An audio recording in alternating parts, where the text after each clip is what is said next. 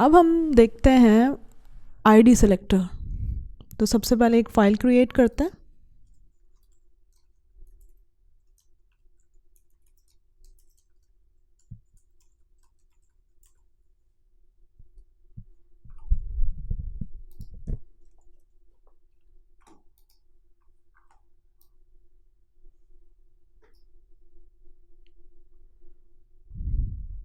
अब यहाँ टाइटल दे देते हैं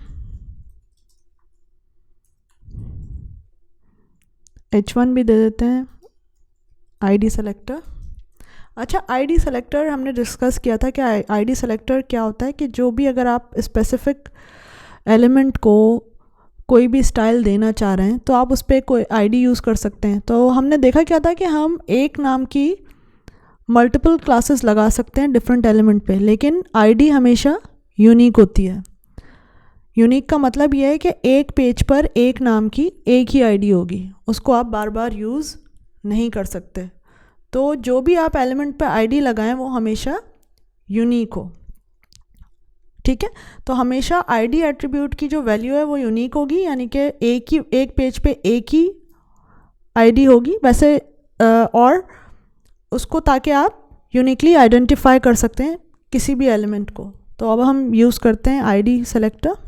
तो मैं सबसे पहले एक आईडी दे देती हूँ H1 को।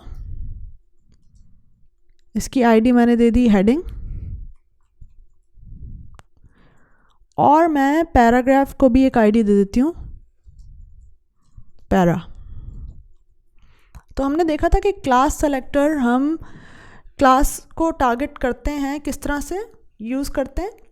पहले हम डॉट लिखते हैं यानी कि पीरियड, और फिर क्लास का नाम देते हैं।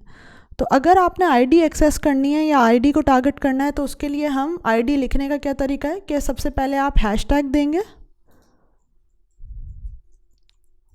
स्टाइल का टैग में हम सारी स्टाइलिंग करते हैं।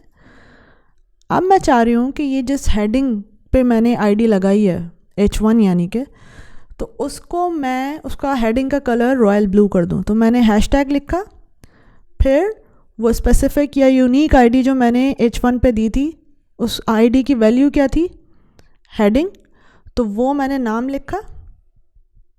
जो स्पेसिफिक आईडी है वो आईडी आप देंगे और हैशटैग देंगे, और फिर अब कर्ली ब्रैकेट्स। अब यहाँ मैं बता दूँगी कि मैं क्या रूल या क्या स्टाइल अप्लाई करना चाह रही हूँ। तो कलर दें, और रॉयल ब्लू मैं कलर देना चाह रही हूँ हेडिंग को। रॉयल ब्लू आपने दिया। अब इसको रन करके देखते हैं।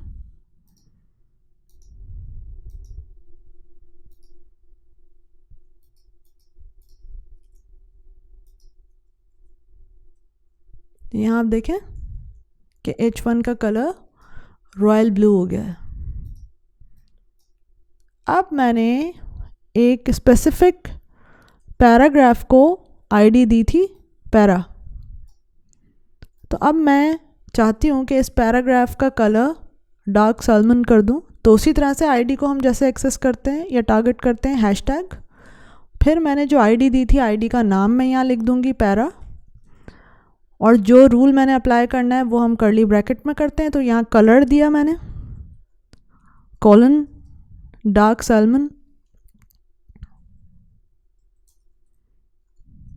तो अब यूनिक आईडी जो मैंने दी थी और जो स्पेसिफिक उसको मैंने टारगेट किया है एलिमेंट को, अब देखें उसका कलर चेंज हो गया होगा।